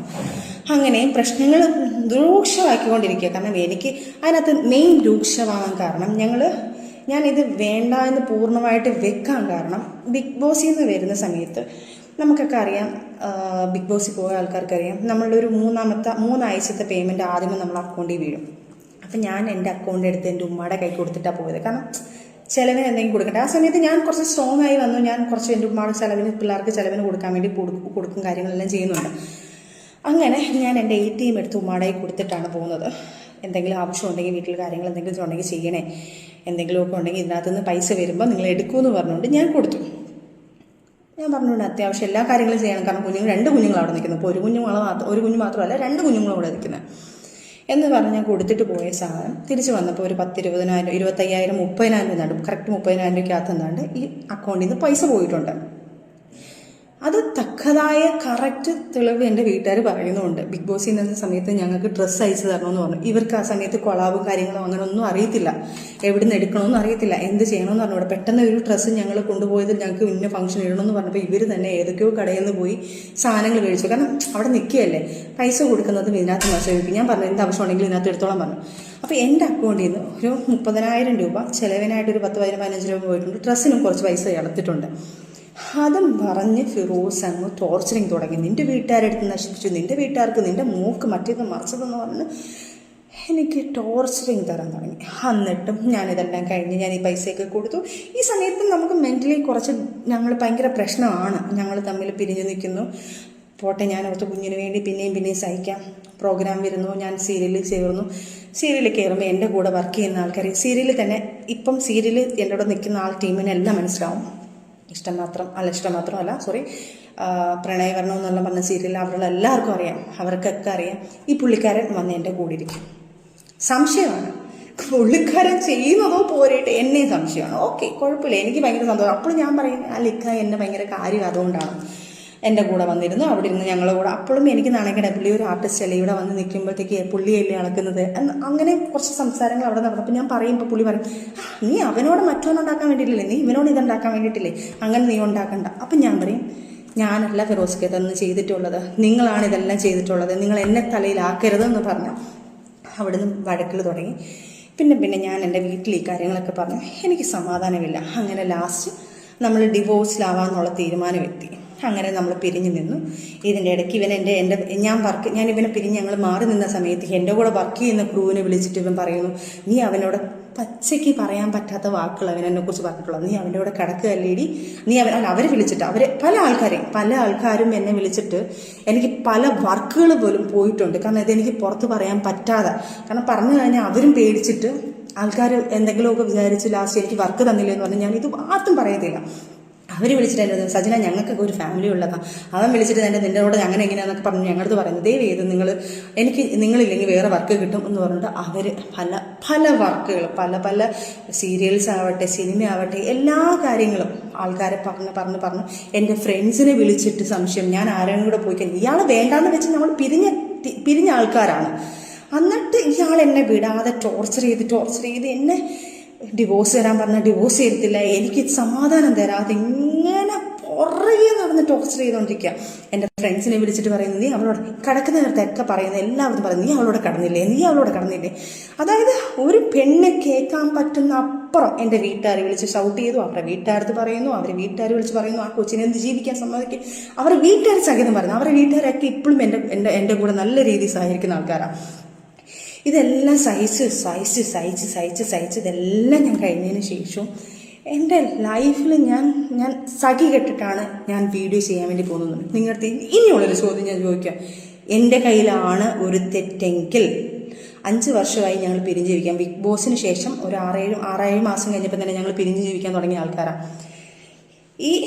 ഞാനൊരു വിൻഡോവിനകത്ത് വന്ന് പറഞ്ഞു, ഒരു ഇയറിനെ കുറിച്ച് പറഞ്ഞിട്ടുണ്ടായിരുന്നു, പറഞ്ഞു എന്തോ ഞങ്ങൾ പിരിഞ്ഞിട്ടുണ്ടായിരുന്നു എന്നുള്ളത്. അത് 2.5 വർഷം കഴിഞ്ഞിട്ടേ ഉള്ളൂ, 2.25 വർഷമായിട്ടേ ഉള്ളൂ അത് ആ വീഡിയോ വന്നിട്ട്. അതിനകത്ത് ഞാൻ വ്യക്തമായിട്ട് പറയുന്നുണ്ട്, ആ വീഡിയോ ക്ലിപ്പും കൂടെ നിങ്ങൾ ദയവ് ചെയ്തിടണം. ഞങ്ങൾ കുറേ നാളുകളായിട്ട് ഞങ്ങൾ പിരിഞ്ഞ് ജീവിക്കുകയാണ്. ഞങ്ങളിപ്പം അത് പക്ഷേ പൂച്ചം സംസാരിക്കാൻ തുടങ്ങി, ആൾക്കാർ പറയാൻ തുടങ്ങി ഞങ്ങൾ ഡിവോഴ്സ് ആണെന്ന് പറയാൻ തുടങ്ങി. അത് വേറൊരു രീതിയിലോട്ട് ആവാതിരിക്കാൻ വേണ്ടി ഞാനിപ്പം മീഡിയയിൽ വന്ന് പറഞ്ഞു. ഞാനാണ് ആദ്യമായിട്ടൊരു മീഡിയയിൽ വന്ന് സംസാരിക്കുന്നത്. ഈ പറയുന്ന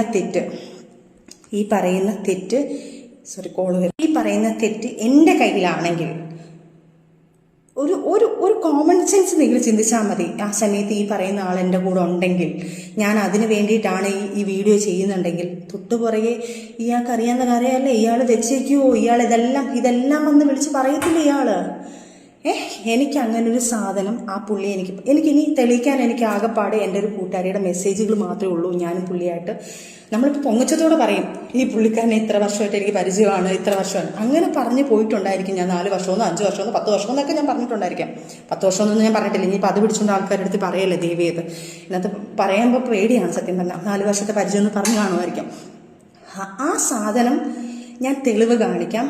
ഒറ്റ എന്നൊരു മൂവി സമയത്ത് ഞാൻ ഈ പറഞ്ഞ പുള്ളിയെ ഞാൻ പരിചയപ്പെടുന്നു. ആ സമയത്ത് അതിനകത്ത് ആ സിനിമയിൽ എൻ്റെ ഒരു കൂട്ടുകാരി പാടിയിട്ടുണ്ടായിരുന്നു. ആ പുള്ളിക്കാരിയുടെ ഒരു ഇതിനകത്ത് ഞാൻ കൂടെ പോയ സമയത്ത് ആ സമയത്ത് പുള്ളിക്കാരനെ ഒന്ന് കണ്ടിരുന്നു. ഞാൻ സാറെന്ന് പറഞ്ഞു ഞാൻ നിന്നിട്ടുണ്ട്.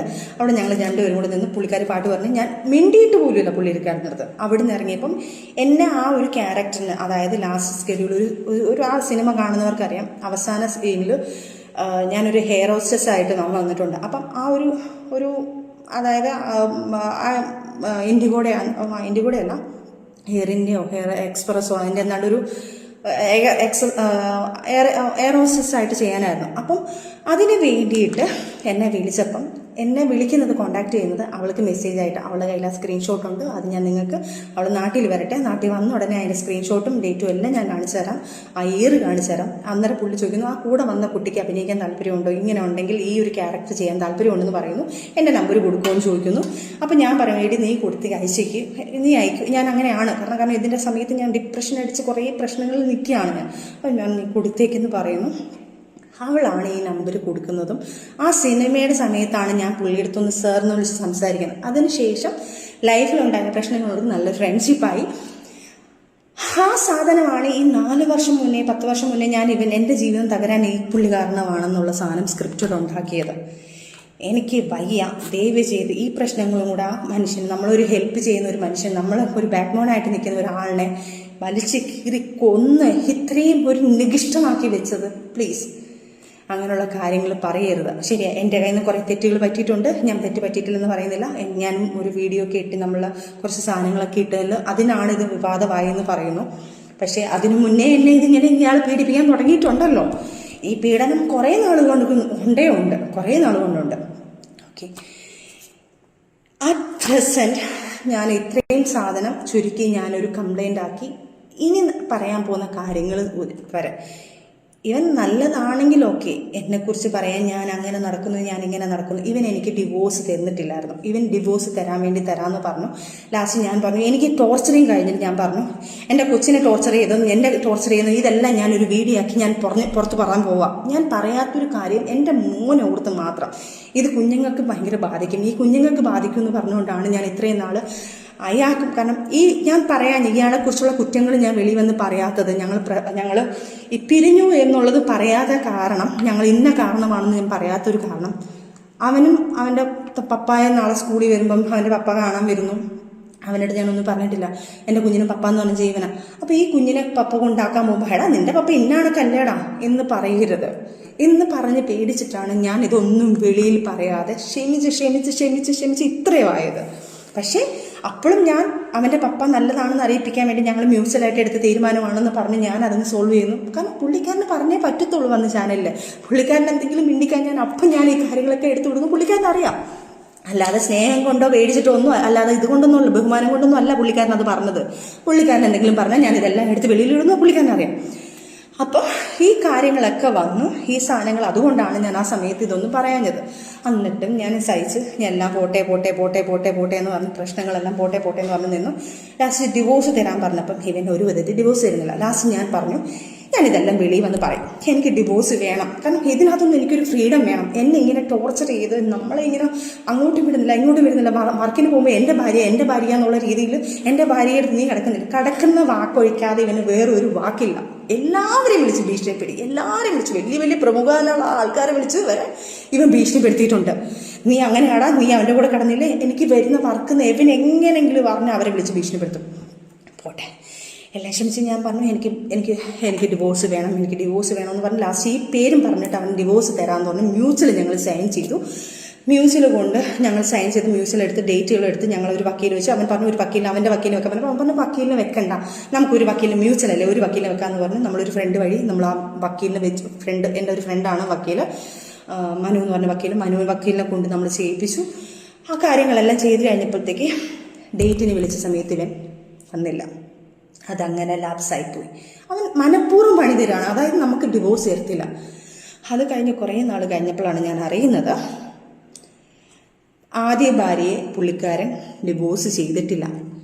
എന്നെ പറ്റിച്ചാണ് ഇയാൾ മാരേജ് ചെയ്തേക്കുന്നത്.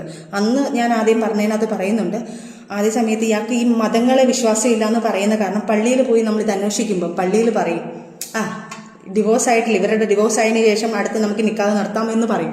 അത് മറച്ചു വെച്ചിട്ടാണ് ഇവരെല്ലാം നമ്മൾ ഈ കല്യാണം എന്ന് പറഞ്ഞാൽ ഈ രജിസ്റ്റർ മാരേജ് എന്ന് പറഞ്ഞ സാധനം ചെയ്യുന്നത്. രജിസ്റ്റർ മാരേജ് അവർ ചെയ്തിട്ടില്ലായിരിക്കാം മേ ബി, അതുകൊണ്ടായിരിക്കുമല്ലോ എനിക്ക് രജിസ്റ്റർ മാരേജ് ചെയ്തത്. ഈ സാധനം ചെയ്ത് കഴിഞ്ഞതിന് ശേഷം ഞാൻ അറിയുന്നു ഇയാൾ ആ വൈഫിന് പോലും ഡിവോഴ്സ് കൊടുത്തിട്ടില്ല. ആദ്യത്തെ വൈഫിനെ 200 പവനോളം അയാളുടെ അടുത്ത് യൂസ് ചെയ്തിട്ടുണ്ട്. അയാൾ ആഡംബര ജീവിതത്തിന് വേണ്ടി അയാളെ കല്യാണം ആഡംബരമായിട്ട് നടത്തിയത് 19 പവൻ എടുത്തിട്ട് ഇയാൾ ആ സ്വർണം കൊണ്ടുവന്ന ഉടനെ തന്നെ അടുത്ത ദിവസം വിൽക്കുന്നു. അതിൻ്റെ തെളിവുകളും കാര്യങ്ങളും എല്ലാം പുള്ളിക്കാരിയുണ്ട്. പുള്ളിക്കാരിയും ഇതുപോലെ ഓർത്തഡോക്സ് ഒരു ഫാമിലി, ഒരു ഭയങ്കര ഒരു റെപ്യൂട്ടഡ് ഫാമിലിയിലുള്ള ഒരു പുള്ളിക്കാരിയാണ്. അവരും ഇവനെ പേടിച്ചാണ് ജീവിക്കുന്നത്. കാരണം ഇവൻ ഒരു മീഡിയയിൽ നിൽക്കുന്ന ഒരു പേഴ്സൺ ആയതുകൊണ്ട് ഇവൻ എന്ത് പറയുന്നോ അവർക്ക് മീഡിയയിൽ വരാൻ താല്പര്യമില്ല. അപ്പം മീഡിയയിൽ വന്ന് പറയുമ്പം മീഡിയയിൽ പറയുന്ന ആൾക്കാർ അതാ വിശ്വസിക്കത്തുള്ളൂ, ആൾക്കാരെല്ലാം വിശ്വസിക്കുന്നുണ്ട്.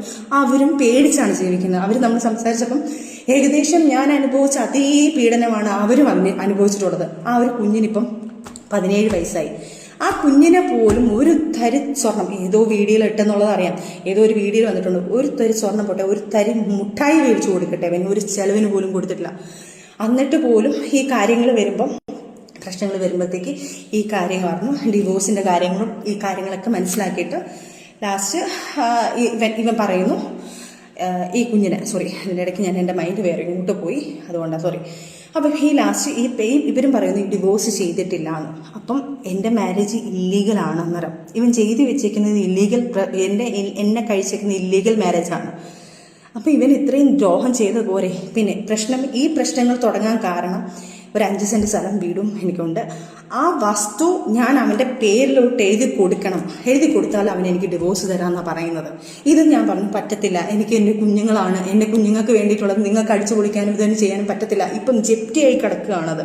എൻ്റെ പേരിലാണ് ലോൺ എടുക്കുന്നത്, എൻ്റെ പേരിലേക്ക് ആ വീടിന് 15 ലക്ഷം രൂപയ്ക്ക് ഒരു ലോൺ എടുത്തിട്ടുണ്ട്. അത് ലാപ്സായി കിടന്നത് എൻ്റെ ലാസ്റ്റ് അതും ജപ്തിയുടെ ഘട്ടത്തിൽ. എനിക്കൊരു ക്രെഡിറ്റ് കാർഡ് അതെൻ്റെ തലയിലൊക്കെ, ഇവനൊരു ബുള്ളറ്റ്, ഞാനൊരു ഗിഫ്റ്റായിട്ട് കൊടുത്തൊരു ബുള്ളറ്റ് ഉണ്ട്, അതിനും മാസം അടയ്ക്കാമെന്ന് പറഞ്ഞിട്ടാണ് ഞാൻ ആദ്യത്തെ എമൗണ്ട് വെച്ചിട്ട് അവന് ഗിഫ്റ്റ് കൊടുക്കുന്നത്.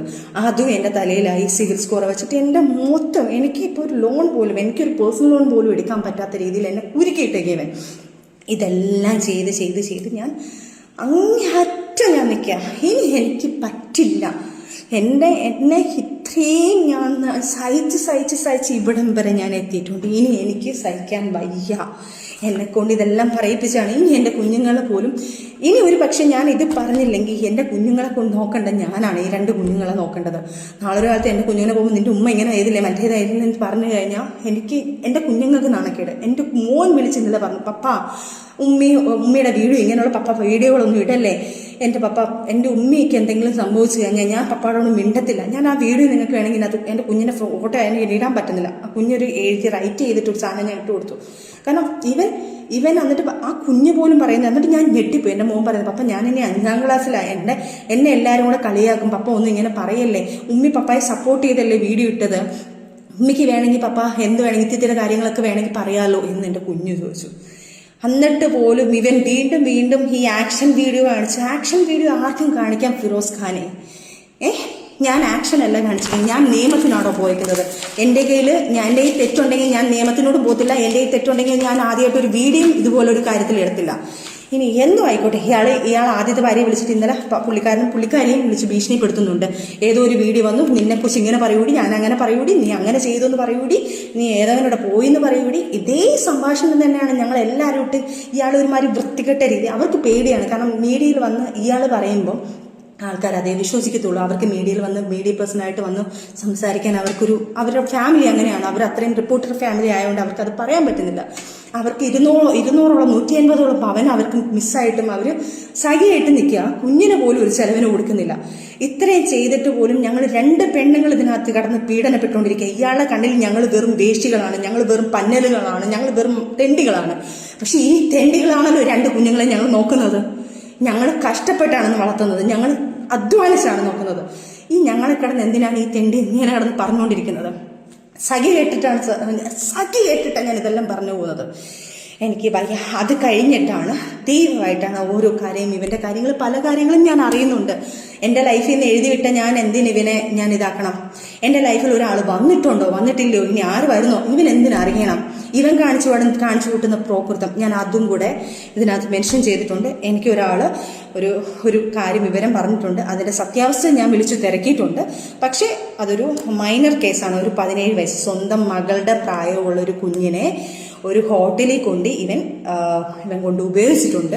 ആ കുഞ്ഞിനെ പ്രേമമെന്ന് പറഞ്ഞ് നടിച്ചിട്ട് ആ കുഞ്ഞിനെ ഭയങ്കരമായിട്ട് ആ കൊച്ചു കുറേ ഗിഫ്റ്റുകൾ കൊടുത്തിട്ടുണ്ട്. അതിൻ്റെ പേരോ ഡീറ്റെയിലോ ഒന്നും ഞാനിവിടെ പറയുന്നില്ല. അതൊരു മൈനറാണ്. അത് എൻ്റെ അടുത്ത് റിക്വസ്റ്റ് ചെയ്യാണ്, എൻ്റെ പേരിൽ ഒരിക്കലും എൻ്റെ പേര് ഇതിനകത്ത് എടുത്തിടല്ലേ, എൻ്റെ പേരിനകത്ത് എനിക്ക് കല്യാണം കഴിക്കാനുള്ളതായി, എനിക്ക് തെറ്റുപറ്റിപ്പോയതാ, ഒരിക്കലും ഞാൻ ആ കുഞ്ഞിനെ എൻ്റെ മകളെ പോലെ, അല്ലെങ്കിൽ ഫിറോസിൻ്റെ മകളെ ഞാൻ ഒരു മകളെ പോലെ, എൻ്റെ മകളെ പോലെ ഞാൻ കാണുവാണ്. ആ കുഞ്ഞിൻ്റെ പ്രായമുള്ള ഒരു കുഞ്ഞ് എൻ്റെ അടുത്ത് റിക്വസ്റ്റ് ചെയ്യാണ്. അതുകൊണ്ട് ഞാൻ അത് എടുത്തില്ല. പക്ഷെ ലീഗലി ഞാൻ മൂവ് ചെയ്യുന്നുണ്ട്. ആ കുഞ്ഞിൻ്റെ പേര് വെളിയിൽ വരാതെ ഈ ഒരു കാര്യം ഞാനതൊരു ഇതിനകത്ത് റിപ്പോർട്ട് ചെയ്തിട്ടുണ്ട്. ആ കുഞ്ഞിൻ്റെ കാര്യം തിരക്കി കണ്ട് ലീഗലി ഇവൻ്റെ വെളിയിൽ ഒരു മൈനർ കേസിനെ ഈ കുഞ്ഞിനെ പീഡിപ്പിച്ച കാര്യം വെളിയിൽ വരണം. ഇനി എനിക്ക് നാണക്കേടും, എനിക്കും എൻ്റെ കുഞ്ഞിനെ നാണക്കേട് നോക്കിയിട്ട് കാര്യമില്ല. അതും ഞാൻ ലീഗലി കൊടുത്തിട്ടുണ്ട്. അത് മൂവ് ചെയ്യട്ടെ. അത് സത്യാവസ്ഥ എന്താണെന്ന് ഈ ലോകം അറിയട്ടെ. ഇവൻ്റെ തെണ്ടിത്തരം വെളിയിൽ അറിയണം. അതുപോലെ തന്നെ ഒരു ബിഗ് ബോസ് കണ്ടസ്റ്റന്റ് ഇവൻ്റെ കൂടെ ബാംഗ്ലൂര് ഇവൻ കഞ്ചാവ് അടിച്ച് നടന്ന് ആ പെൺകുട്ടിയും കൂടെ കഞ്ചാവ് അടിച്ച് ഇവൻ ഭയങ്കര ആർമാദിച്ച് അങ്ങനെ ഭയങ്കര രീതിയിൽ ഒരു ഹോട്ടൽ റൂം എടുത്ത് അവള് യൂസ് ചെയ്തൊരു കാര്യമുണ്ട്. ഞാൻ ആ പുള്ളിക്കാരിക്ക് മെസ്സേജ് അയച്ചിട്ടുണ്ട്. ഞാൻ ആ പുള്ളിക്കാരിയുടെ ഡീറ്റെയിൽ ഇപ്പം പറയാതെ ഞാൻ പുള്ളിക്കാരിയോട് സംസാരിക്കണം, എനിക്ക് ഡീറ്റെയിൽ വേണം, ഞാൻ കാര്യങ്ങൾ പറയാം. പുള്ളിക്കാരിയുടെ പുള്ളിക്കാരി മാപ്പെന്ന് പറയട്ടെ. അല്ലെങ്കിൽ എന്നെ വിളിച്ചിട്ടില്ലെങ്കിൽ ആ പുള്ളിക്കാരി ആരാണെന്നും ആ ബിഗ് ബോസ് കണ്ടസ്റ്റന്റ് എന്നറിഞ്ഞ ആരാണെന്നും ഞാൻ ഇനിയും പറയും. അത് ആ പുള്ളിക്കാരിയും കൂടെ ഞാൻ വെളിയിലെടുത്തിടേണ്ട കാര്യം വരും. അതേപോലെ തന്നെ ഒരു ആയുർവേദ ഡോക്ടറുകാരിയെ വിളിച്ചിട്ട് ഈ കൊച്ചിനെ ഇതേപോലെ മാരേജ് എന്നൊക്കെ പറഞ്ഞുകൊണ്ടാണ് ഇയാൾ ഇത് ചെയ്യുന്നത്. മാരേജ് ചെയ്യാം എന്നൊക്കെ പറഞ്ഞ് ഫിസിക്കൽ യൂസ് ചെയ്തതിന് ശേഷം അയാൾ തലയിലായെന്നറിയുമ്പം ഇയാൾ നൈസിന് അവരെയും തേച്ചു. അവരും മാനസികമായിട്ട് ഇപ്പം ദുബായിലെന്താണ്ട. അത് കഴിഞ്ഞ് വേറൊരു പുള്ളിക്കാരി, അങ്ങനെ കുറേ. അതേപോലെ തന്നെ നിങ്ങൾക്കറിയാമെന്ന് പറഞ്ഞിട്ട് ഷിയാസിന്റെ ഒരു കേസിൽ ഒരു സംഭവം നടക്കുന്നുണ്ടായിരുന്നല്ലോ ഒരു പുള്ളിക്കാരിയുടെ. ആ പുള്ളിക്കാരിയായിട്ട് ഇയാളും ഭയങ്കര അഫെയർ ആയിരുന്നു. അതും ഞാൻ കണ്ടുപിടിച്ചിട്ടുള്ളതാണ്, ആ കഥയിലുള്ളതാണ് തന്നെയാണ്. ആ പുള്ളിക്കാരിയും ഇതുപോലെ തന്നെയാണ് ഈ കാര്യങ്ങളൊക്കെ വന്നിട്ടുണ്ട്. അങ്ങനെ ഒരു കിൻഡൽ പെണ്ണുങ്ങളുമായിട്ട് ഇയാള് ഫിസിക്കൽ റിലേഷൻഷിപ്പിലായി. അയാള് ചതിച്ചു പോയ ആഫ്റ്റർ ഞങ്ങള് മാറി നിന്നതിന് ശേഷം ഇപ്പം വരെ ഞങ്ങൾ ഡിവോഴ്സ് ആയിട്ടില്ല. ഡിവോഴ്സ് ആവാനുള്ള കാരണം ഇയാൾ എനിക്ക് ഡിവോഴ്സ് തരുന്നതുമില്ല. ഇപ്പോൾ ഇല്ലീഗൽ മാരേജ് ആണ് ഇയാൾ എന്നെ ചെയ്തേക്കുന്നത്. അതെല്ലാം നിയമങ്ങളായിട്ട് നടക്കട്ടെ ഈ കാര്യങ്ങളെല്ലാം. അപ്പം ഇതുവരെ നടന്ന കാര്യങ്ങൾ, ഈ ബാക്കിയുള്ള കാര്യങ്ങളൊക്കെ ഞാൻ പുറകെ വരുന്നുണ്ട്. ഇയാൾ പല ആൾക്കാരെയും വിളിച്ച് പൈസ ചോദിച്ച് ഭീഷണിപ്പെടുത്തുന്നുണ്ടെന്ന് ഞാൻ അറിയുന്നുണ്ട്. അപ്പം ഭീഷണിയാണ് ഇയാളുള്ളത്. ഇയാൾക്ക് പണത്തിന് വേണ്ടിയിട്ടാണ് ചെയ്തത്. അതേപോലെ തന്നെ ഇയാളുടെ കൂടെ നിൽക്കുന്ന ഒരു മീഡിയക്കാരനാണ്. ആ മീഡിയക്കാരൻ്റെ പേര് ഞാനിപ്പോൾ പറയുന്നില്ല, എൻ്റെ ഇത് വെച്ചിട്ടാണ് ഞാൻ പറയാത്തത്. അയാളുമായിട്ട് ഒരു 6-7 മാസം മുന്നേ ഇത് വെൽ പ്ലാൻഡ് ആണ്. ഇങ്ങനൊരു സംഭവം ക്രിയേറ്റ് ചെയ്തെടുക്കണം, ഇങ്ങനൊരു പ്രശ്നം ഉണ്ടാക്കണം, ഇവരുടെ ഇടയ്ക്ക് പ്രശ്നം ഉണ്ടാകും, ഈ ഒരു സാധനം പൊട്ടിത്തെറിക്കും, ആ സമയത്ത് ഈ സാധനങ്ങൾ ചെയ്യും. ഇവരുടെ കൂടെ നിന്ന ഒരു സുഹൃത്ത് തന്നെയാണ് നമുക്കിതെല്ലാം പറഞ്ഞു തന്നിരിക്കുന്നത്. തെളിവ് സഹിതമാണ് നമുക്കിതെല്ലാം കിട്ടിയിരിക്കുന്നത്. ഇതൊന്നും എന്നെക്കൊണ്ട് എൻ്റെ കയ്യിൽ നിന്ന് പോയതിനു ശേഷം ഉണ്ടായതൊന്നും എനിക്കൊന്നും പ്രശ്നമില്ല. കാരണം അതിനു മുന്നേ എനിക്ക് ഫിറോസിനെ അറിയാം, എന്താണെന്നും എനിക്കറിയാം. എനിക്കൊരു പ്രശ്നമേ അല്ല. പക്ഷേ